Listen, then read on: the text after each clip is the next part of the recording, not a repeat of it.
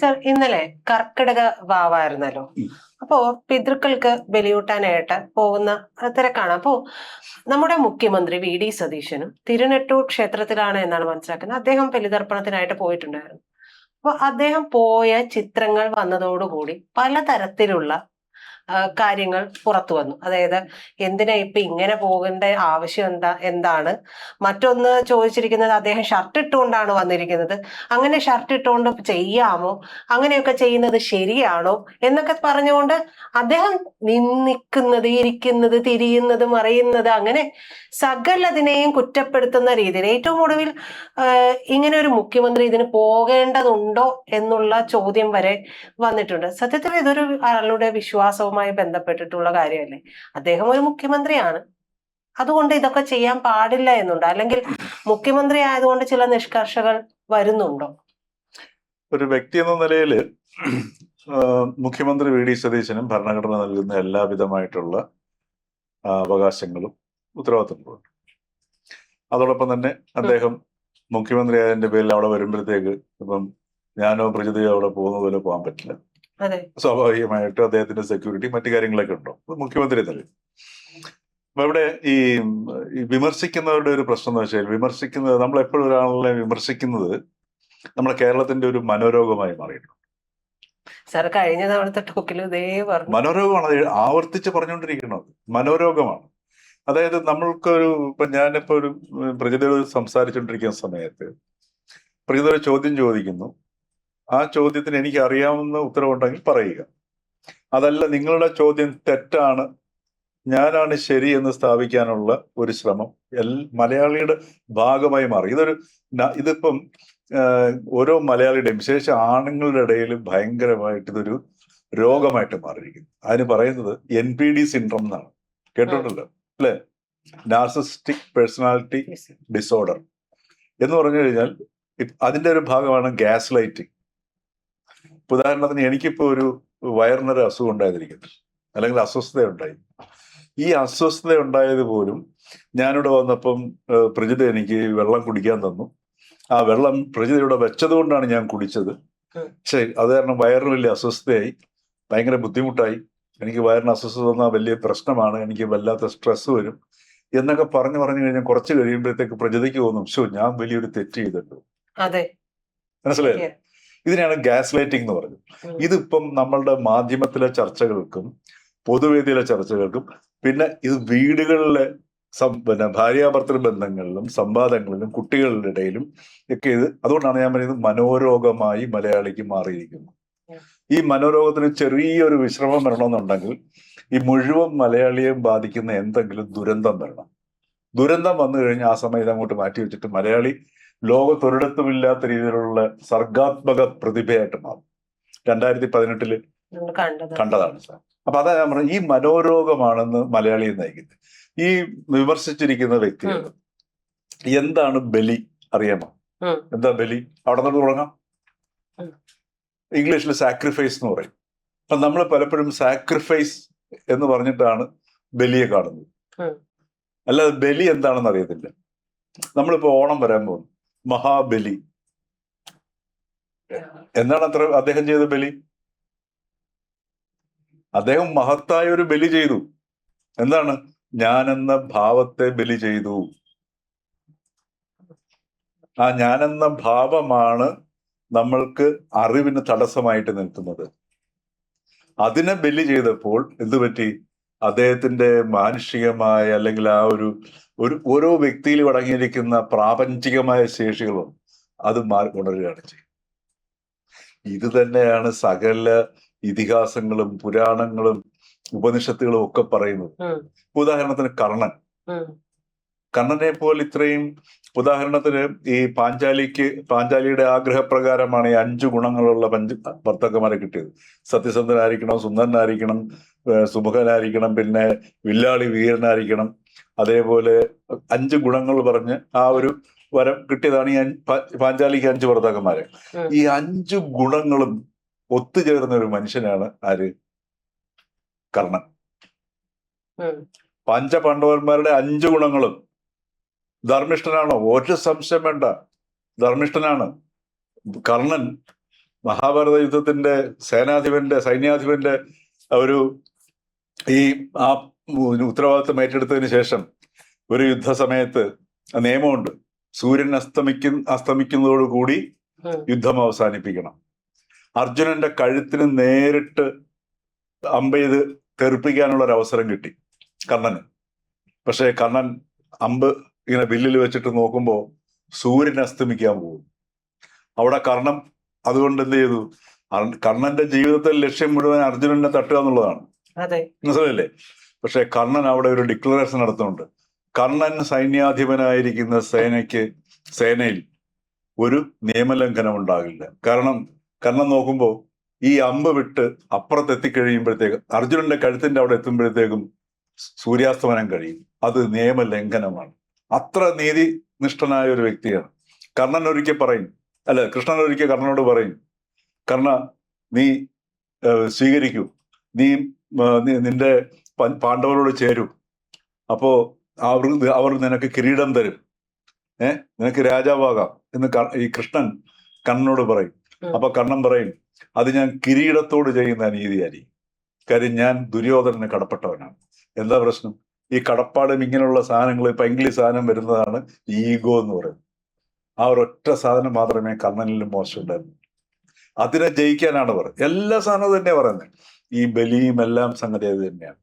അപ്പൊ ഏത് സാധനത്തിൽ ഏർപ്പെടുമ്പോഴും ഈ ഈ ബലി എന്ന് പറയുന്നത് നമ്മള് അതിന്റെ ഒരുപാട് തലങ്ങളുണ്ട്. അതിലേക്ക് ഞാൻ പോകുന്നില്ല സാർ. അപ്പൊ ഇവിടെ ഈ കർക്കിടക ബലിയില് നമ്മൾ എന്താണ്, ഈ ബലിയുടെ ഒരു മന്ത്രമുണ്ട്, അത് സംസ്കൃതത്തിലാണ്. ആ സംസ്കൃതത്തിലുള്ള മന്ത്രം ആരംഭിക്കുന്നത് പ്രപഞ്ച ഉൽപ്പത്തി മുതലുള്ള സംഗതിയാണ്. എന്നിട്ട് എവിടെയാണോ ഈ വ്യക്തി ഇരിക്കുന്നത്, നെട്ടൂരാണെങ്കിൽ ആ നെട്ടൂരിന്റെ സ്ഥലവും പരാമർശിച്ചുകൊണ്ടാണ് ഈ മന്ത്രം തുടങ്ങുന്നത്. അത് കഴിഞ്ഞിട്ട് ദർഭപ്പുല്ല് കൊണ്ടൊരു പവിത്രക്കെട്ട് കയ്യിലിടും. അതായത് നമ്മൾ ജനിച്ച് ഈ ലോകവുമായിട്ട് കെട്ടിപ്പിണയുന്നതാണ്. അത് കഴിഞ്ഞിട്ട് ഈ പിണ്ടങ്ങളുടെ പുറത്ത് നമ്മൾ ഇത് അഴിച്ചു വെച്ചിട്ടേ ഈ ലോകവുമായിട്ടുള്ള ബന്ധം വിടുന്നു. അവിടെ നമ്മുടെ മരണമാണ് കാണിക്കുന്നത്. Nothing is permanent in this world. ഭൗതിക ലോകത്ത് യാതൊന്നും ശാശ്വതമായിട്ടില്ല എന്നുള്ളതൊക്കെയാണ്. ഒരുപാട് സാധനങ്ങളുണ്ട്. അതാ ഞാൻ പറഞ്ഞത്, ഈ ഭാരതീയ ദർശനം മുഴുവൻ ഈ ആചാരങ്ങളില് നല്ല മനോഹരമായിട്ട് ഗുപ്തമായിട്ട് വെച്ചിരിക്കുക. അത് കഴിഞ്ഞിട്ട് ഇതിന്റെ ചെല്ലുന്ന മന്ത്രത്തിനകത്ത് മരങ്ങൾ, പക്ഷികൾ, പ്രാണികൾ, മൃഗങ്ങൾ എല്ലാവർക്കും ക്ഷേമമാണ്, ഇത് ക്ഷേമത്തോടെ ഓർക്കുന്നു. അതുപോലെ തന്നെ ജ്ഞാതരും അജ്ഞാതരുമായിട്ടുള്ള അച്ഛൻ വഴിയിലും അമ്മ വഴിയിലും, അതായത് മനുഷ്യരാശിക്ക് മുഴുവൻ ഓർക്കുകയാണ്. അതിന്റെ തുടർച്ചയാണെന്നാണ് നമ്മൾ പറയുന്നത്. നമ്മൾ ഈ പുഴയിലെ ഒരു തുള്ളി പോലെ നമ്മൾ ഒഴുകിക്കൊണ്ടിരിക്കുകയാണ് ചെയ്യുന്നത്. അപ്പൊ ഇങ്ങനെയുള്ള ഒരുപാട് സാധനങ്ങൾ ഇതിനകത്ത് ഉൾക്കൊള്ളിച്ചിട്ടുണ്ട്. എന്നിട്ട് ഒടുവിൽ ഈ പിണ്ടം എടുത്തുകൊണ്ട് പോയി പുഴയിൽ ഒഴുക്കുകയോ കടലിൽ മുങ്ങുകയോ ചെയ്യാനാണ് പറഞ്ഞത്. എന്തിനാണ് ഈ പിണ്ടം എടുത്തുകൊണ്ട് അത് ചെയ്യുന്നത്? അവിടെയാണ് പ്രകൃതിയും മനുഷ്യനും തമ്മിൽ ഉള്ള ഒരു പാരസ്പര്യവും അത് രണ്ടും വ്യത്യസ്തമല്ല എന്ന് പറയുകയും, അത് കഴിഞ്ഞിട്ട് ഈ കർക്കിടക മാസത്തിൽ ഇത് ചെയ്യാൻ കാരണം എന്ന് വെച്ചാൽ കർക്കിടക മാസത്തില് സൂര്യപ്രകാശം വളരെ കുറവായിരുന്നു. അതുകൊണ്ട് തന്നെ പ്രകൃതിയിൽ ഭക്ഷണം വളരെ ദുർലഭമായിരിക്കും. പിന്നെ ഈ കർക്കിടക മാസത്തിലാണ് പ്രജനന സമയം മീനുകളുടെ. പണ്ട് പെൺകുട്ടികൾക്ക് ഈ ഋതുമതികളായി കഴിഞ്ഞാൽ എള്ള് ഉണ്ട ഉണ്ടാക്കി കൊടുക്കുമായിരുന്നു അമ്മമാരും ഒക്കെ. മനസ്സിലായേ? ഈ എള്ളെന്ന് പറയുന്നത് നമ്മളുടെ പ്രത്യുൽപാദന ശേഷിയെ വർദ്ധിപ്പിക്കുന്ന സാധനമാണ്. ഈ പ്രജനന സമയത്ത് ഭക്ഷണവും അതിന്റെ പ്രത്യുൽപാദനം വർദ്ധിപ്പിക്കുന്ന രീതിയിലുള്ള ഈ എള്ളും കൂടെയാണ് ഈ മീനുകൾക്ക് കൊടുക്കുന്നത്. ഇതൊക്കെയാണ് ഈ ബലിയുടെ പിന്നിലുള്ള തത്വം എന്ന് പറയുന്നത്. ഇതൊന്നും അറിയാൻ ആഗ്രഹമില്ലാത്ത വ്യക്തികളാണ് ഇദ്ദേഹത്തിന് ഇങ്ങനെ പോകുന്നത്. ശരിയാണോ? പിന്നെ ഇതില് മറ്റൊരു കാര്യം എന്ന് പറയുന്നത്, ഭൂരിഭാഗം ഈ പറയുന്ന മറ്റ് മതവിശ്വാസങ്ങളുമായി ബന്ധപ്പെട്ടിട്ടുള്ളവരുടെയൊക്കെ അത്തരത്തിലുള്ള കർമ്മങ്ങൾക്കോ കാര്യങ്ങൾക്കോ അവരൊക്കെ പോകുമ്പോൾ, ഈ നേതാക്കളാണെങ്കിൽ പോലും പോകുമ്പോൾ അത് വിമർശിക്കപ്പെടാറില്ല. അല്ലെങ്കിൽ അതിനെ പറ്റിയിട്ട് വേറെ എന്തെങ്കിലും ഒരു തരത്തിൽ വളച്ചൊടിച്ചോ പിടിച്ചോ ഒന്നും ട്രോളുകളായിട്ടോ അല്ലെങ്കിൽ വിമർശനങ്ങളായിട്ടോ ഒന്നും വരാറില്ല. പക്ഷെ സതീശൻ പിന്തുടരുന്ന മതം ഏതാണെന്ന് നമുക്കറിയാം, റിലിജൻ അറിയാം. അദ്ദേഹം അത് ഇത്രയും കാലം പിന്തുടർന്നു, അത് തുടരുന്നു എന്നുള്ളത് കണക്കാക്കാതെ അതിനെ വിമർശിക്കുകയോ ഒക്കെയല്ലേ ചെയ്യുന്നത്. അതുപോലെ തന്നെ ഈ സംഘപരിവാറും ചെയ്യുന്നത് വല്ലാത്തൊരു കാര്യമല്ലേ സർ? കാരണം ഇത് ഇങ്ങനെ ചെയ്യുന്നവർ മാത്രമാണ് ഇതൊക്കെ എന്താ പറയാ ഇത് ഫോളോ ചെയ്യുന്നത്. അല്ലാത്തവർ മുഴുവനും എന്താ പറയാ ഹിന്ദു വിശ്വാസങ്ങളും ആചാരങ്ങളും ഒക്കെ കൃത്യമായി ഫോളോ ചെയ്യുന്നത് ഇവര് മാത്രമാണ് എന്ന് സ്ഥാപിക്കാനുള്ള ഒരു നീക്കം കൂടി ഇത്തരത്തിലുള്ള ചില കമന്റുകളിലൂടെ പുറത്തു വരികയും ചെയ്യുന്നുണ്ട്. അങ്ങനെയൊക്കെ ആവശ്യമുണ്ടോ? അത് ഈ സംഘപരിവാർ അല്ലെങ്കിൽ ഇതിനകത്തൊക്കെ ഭയങ്കര സംഭവം കാണുന്ന ഇപ്പൊ BJP-ക്കാര് അവരൊക്കെ ഉണ്ടല്ലോ, RSS-കാരൊക്കെ ഉണ്ടല്ലോ, ഇവർക്കും ഇത് അറിയില്ല. അറിവില്ലായ്മയുടെ പ്രശ്നം കൊണ്ടാണ്. മനസ്സിലായില്ലേ? ഒന്നാമത്തെ കാര്യം ഇവിടെ വിശ്വാസമല്ല. വിശ്വാസം എങ്ങനെ ഉണ്ടാവുന്നത്? നിങ്ങൾക്ക് നിങ്ങളൊരു വിശ്വാസിയാവുന്നത് എങ്ങനെ? ഞാനിപ്പോ പ്രജിതയുടെ മുമ്പിൽ ഇരിക്കുന്നത് പ്രജിതയുടെ വിശ്വാസമാണോ അതോ അനുഭവമാണോ?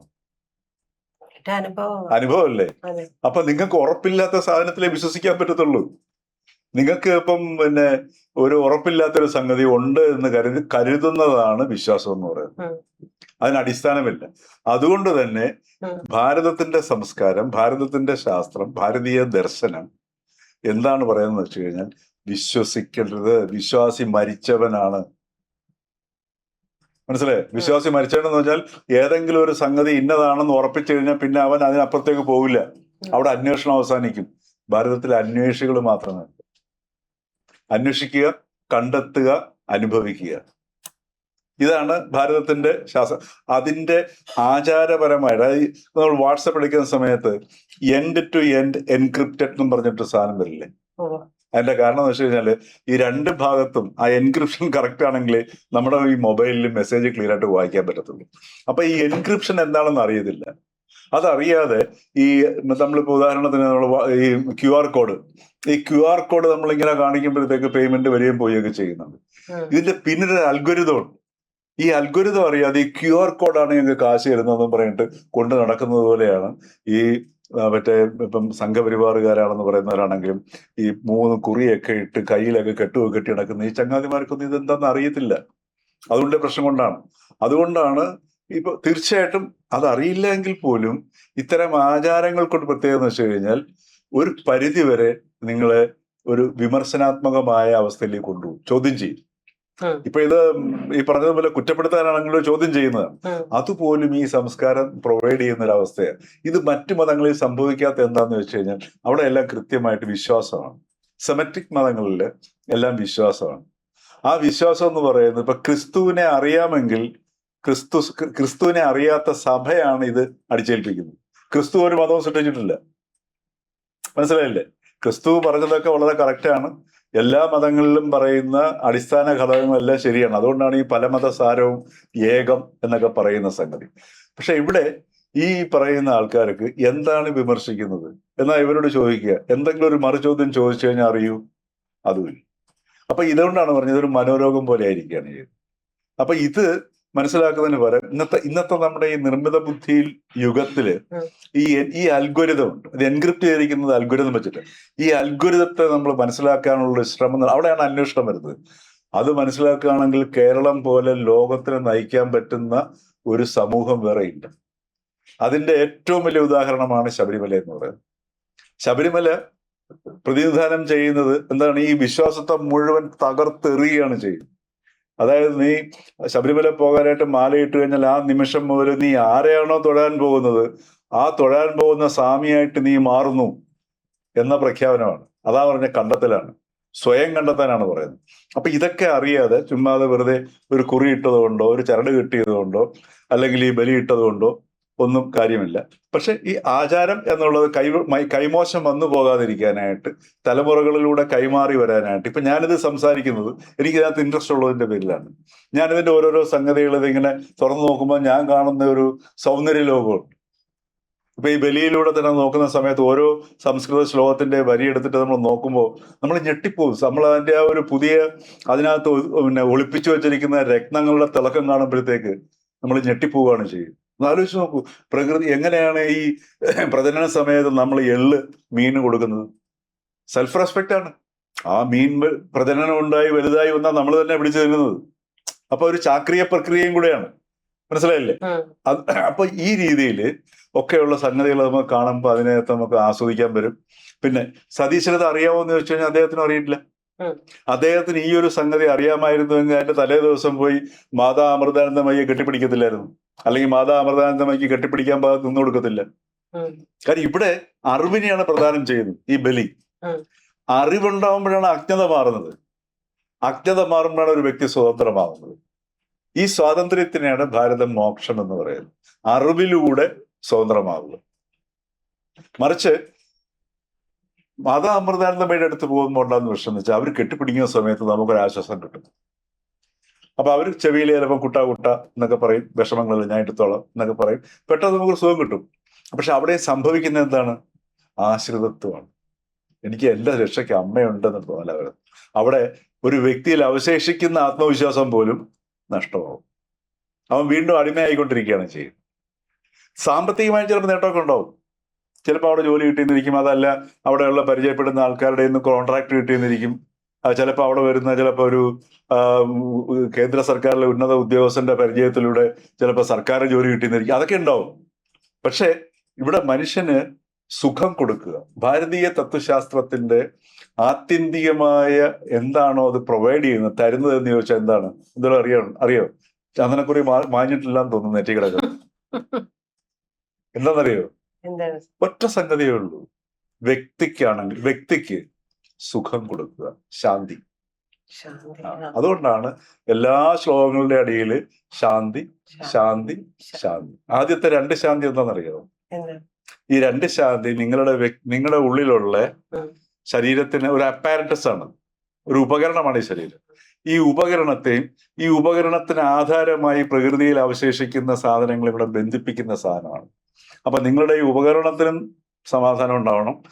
അതേപോലെ തന്നെ പുറത്തെ വെള്ളം മലിനമായി കഴിഞ്ഞാൽ നിങ്ങളുടെ കിഡ്നി അടിച്ചു പോകും, മനസ്സിലായോ? അതേപോലെ തന്നെ വല്ലാണ്ട് ചൂട് കൂടിക്കഴിഞ്ഞാൽ നിങ്ങളുടെ അസ്വസ്ഥമായ കണ്ണിന് പ്രശ്നം ഉണ്ടാകും.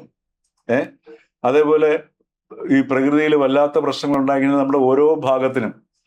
അതായത് 7 അംഗങ്ങളുണ്ടെന്നാണ് പറയുന്നത്. 7 അംഗങ്ങളും 19 വായുകളും വെച്ചിട്ടാണ് ഈ ഉപകരണത്തെ ഉണ്ടാക്കിയിരിക്കുന്നത്. വലിയ രസമുള്ള വിഷയമാണ്.